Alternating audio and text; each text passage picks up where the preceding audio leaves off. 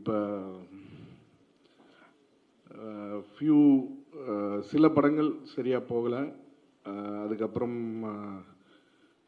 ரொம்ப நெகட்டிவிட்டி அது இது நிறைய இப்போ வீடியோஸு ஒரு 350 யூடியூபர்ஸ் எல்லோரும் வந்து ஆளாளுக்கு ஒரு கதை, எனக்கு இல்லை அதாயிட்டான் இதாயிட்டான்னு. எதுவும் ஆகலை, இங்கே தான் இருக்கும். ஜாலியாக மக்களை மகிழ்வித்து எல்லாரும் நாமளும் சந்தோஷமாக மக்களும் சந்தோஷப்படுத்துகிற ஒரு தொழில் சினிமா. அப்படி ஒரு சினிமாவில் பயங்கர நெகட்டிவிட்டி, பயங்கர ஒரு டாக்ஸிக்னஸ்ஸு,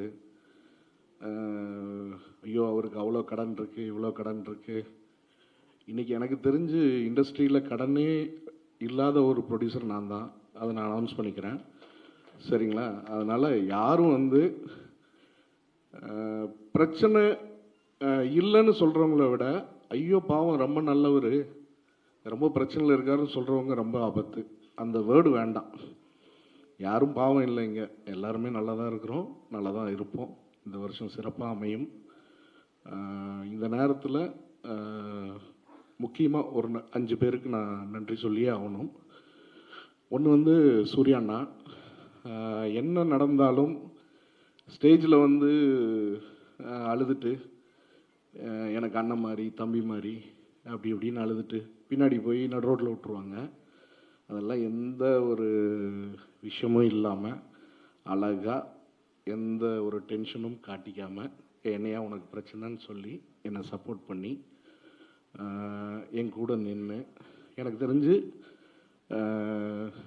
தமிழ் சினிமாவில் இல்லை உலக சினிமாலேயே ஒரு ஹீரோ வந்து ஒரு ப்ரொடியூசர் மேலே, ப்ரொடியூசர்னு சொல்லக்கூடாது, ஒரு தம்பியாக இருக்கட்டும் இல்லை ப்ரொடியூசராக இருக்கட்டும், இன்னொரு ஹியூமன் பீயிங் மேலே இவ்வளோ ஒரு அக்கறை செலுத்தி நல்லா இருக்கணும்னு நினைப்பாங்களான்னு எனக்கு தெரில. இந்த நேரத்தில் அண்ணாக்கு என்னுடைய நன்றி தெரிவிச்சுக்கிறேன். ஏன்னா என்னுடைய டஃப் ப்ராசஸை ரொம்ப சிம்பிளாக ரொம்ப அழகாக ஹேண்டில் பண்ணுறதுக்கு எனக்கு தைரியம் கொடுத்தாரு, எல்லா உதவிகளும் செஞ்சார். இந்த நேரத்தில் அதுக்கு நன்றி தெரிவிச்சுக்கிறேன். அதுக்கப்புறம் திரு கேவிஎன் சார், இன்றைக்கி வந்து பராசக்தி 9ஆம் தேதி வந்து அது மிகப்பெரிய வெற்றி அடைஞ்சிருந்தது. அதோட டிக்கெட் சேல் ஆகட்டும் எல்லா விஷயங்களும் வேறு லெவலில் இருந்துச்சு.